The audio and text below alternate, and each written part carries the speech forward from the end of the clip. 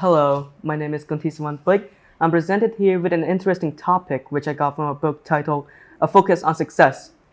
It is written by Dr. Karl Meneghella and Dr. Steve McKee with an average page of 290 pages that will lead you to success. So without further ado, let's talk about Chapter 1. It is mainly about attitude and the way that we see things in life. It is worth mentioning that we do not have complete control over life.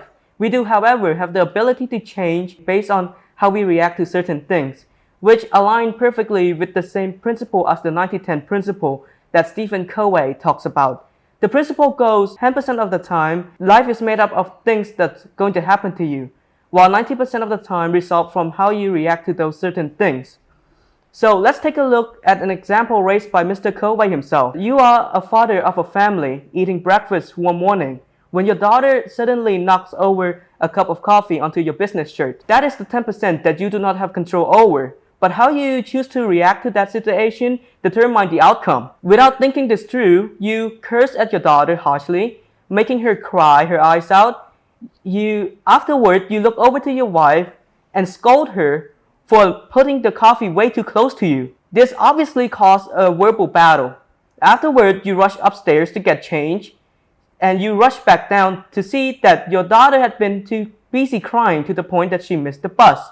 Without any choice, you have to take your daughter home as your wife needs to attend an urgent work. Once you take your daughter to school, you go 80 in a 65 zone, landing yourself a complete waste of 15 minutes and $85 as a traffic fine. Once you get to school, your daughter left without even saying goodbye to you.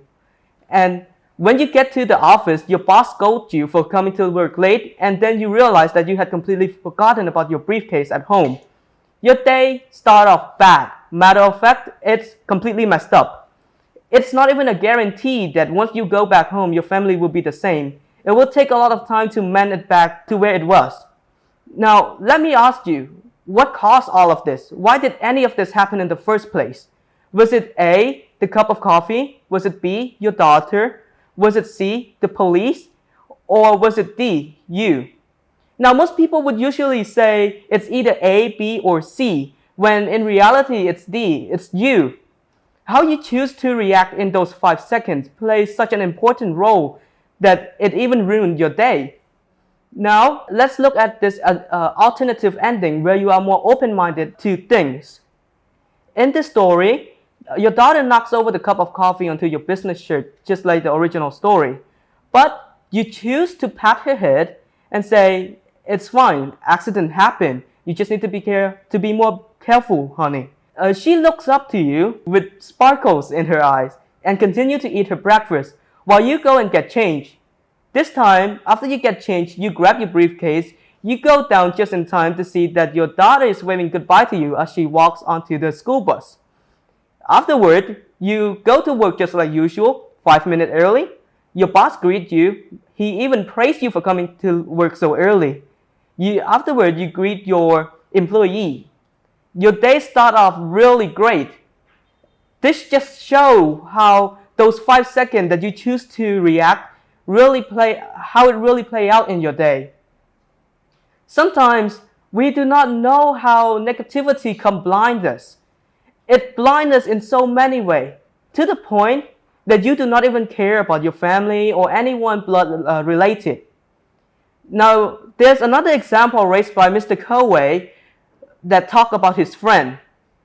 So Tim, he wants to meet up with you in a cafe place because something terrible happened to him. So he told you that his wife had crashed his car last week. It's in a terrible shape. It's to the point that he can't even go to work. See, the negativity blinds him to the point that he do not even care about his family. His family are lucky enough to get out with just a nosebleed and some bruises. Now, after you tell him that how lucky he was to still have his family, he realized just how lucky he was. And this just shows how negativity really blinds you. And this leads us to our next point about two completely different types of people. They are pessimists and optimists. Optimists are those who think more positively, and pessimists are those who think negatively. So let's think about this. There's a water bottle, half full. Optimists think of it as glass half empty, while pessimists think of it as glass half full. Obviously, we don't want to talk about this, but this also applies to work and how it affects us as a human being. The way we view things just shows who we really are. Now, if you want to become a better version of yourself and become more optimist, you should obviously think about the water bottle as a glass half full, as it can represent our progress in life. Now, if you want to become more positive, you should remember the 7 P's. The 7 P are prior preparation and planning, prevent pretty poor performance. If you want to become more positive, you should hang around those who are more positive.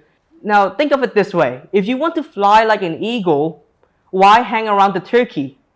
In the same way, if you want to become more optimistic, why hang around those who are pessimistic? This is the last point. If you really want to change yourself, you should start off with planning what you want to do for tomorrow.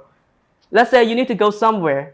Plan and prepare your clothes. Do whatever you need to do for tomorrow.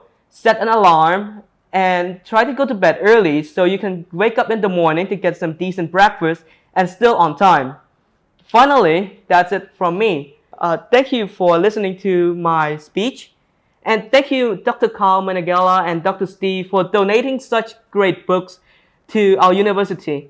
If you want to read this book, feel free to come to our library and read it. Or you can wait for next week's video. Thank you.